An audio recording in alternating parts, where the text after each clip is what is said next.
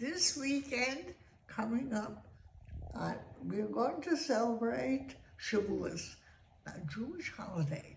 When the Jewish nation got their Torah and the 10 Commandments, that's a very big holiday, and we will celebrate it on Sunday, starting on Sunday. That's a big event. We got the 10 Commandments. So how did we get the Jewish people to take the 10 Commandments? God first went to the French people. Do you want the commandments? They said, what's written there? Thou shalt not commit adultery. They said, we don't want that. Get away. So God said, so the Germans came. Listen, he went to the Germans. Do you want to take the 10 Commandments? The Germans said, what is written there? Thou shalt not murder. They said, no, we're not interested. So God finally went to the Jewish nation and said, do you want the 10 Commandments? They said, how much are they? God said, for free, you can have it. Oh, we'll take 10. That's how we got stuck with the 10 Commandments. So I want to just tell you in the beginning, my husband was trying a case in court, and he summed up the commandments to the jury in summation. And he said, no, commandment number 5 is this. The judge said, Mr. First, you have your commandments all mixed up. Mr. First said, oh no, I know the 10 Commandments. So then they said that we have totally different numbers.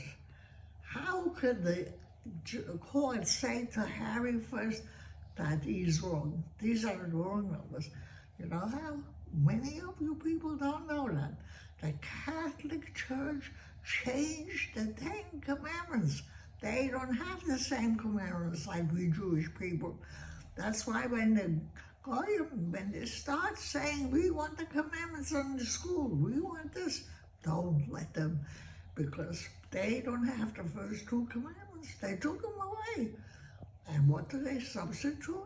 The Trinity. Of course, we know those are all Christian idols, and we don't want them in the school.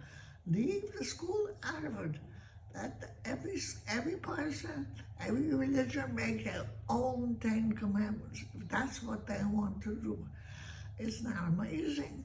So we have the first 2 commandments, which are, I am the Lord your God.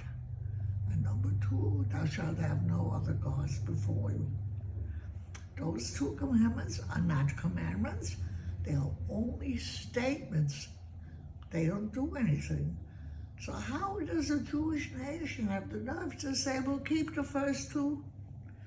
Because we keep the first 2 commandments in a special way.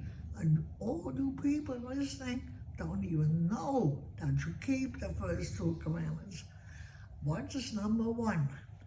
I am the Lord your God.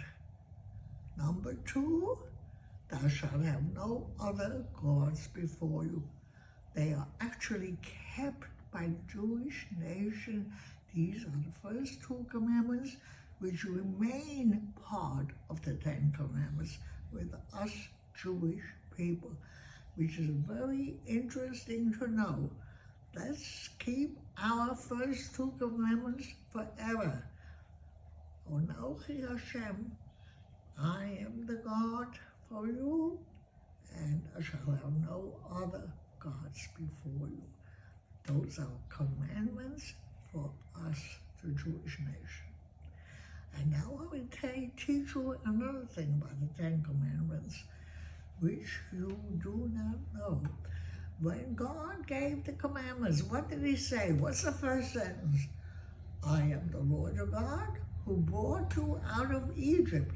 Why is that important? Who cares who brought you out of Egypt? And I'll tell you why. I am the Lord your God who is always with you, the Lord of history. And if you forget the fact that I brought you out of Egypt, that I'm always with you. There are many people say, There is no God. God created the world, that's true, but he's not here anymore because so many bad things are happening. Therefore, we have to forget about God. Don't think he's with you at all times. What God says, the most important thing is, I am the Lord your God, who brought you out of Egypt, who did this for you, who did that for you. I am here at all times, and don't you forget it. I have a hand in everything that happens in the world. Many people don't know that. So therefore, we celebrate God's presence in the world. God gave us the world, and all the 10 Commandments are there. So now I will tell you, there was a man, a Jewish man, a rabbi, Shmuel Boteach. He decided he's going to say every commandment God gave us teaches us how to go on a date. How can this teach you how to go on a date? Every commandment says how to go on a date. For example, the commandment, honor your mother and father. How can this teach you how to go on a date? I'll tell you how. When you go on a date, don't tell the date how much you hate your mother and father. He knows you hate your mother and father. He hates his mother and father. So in everything that is in the 10 Commandments, the rabbi takes it, thou shalt not murder. What do you mean?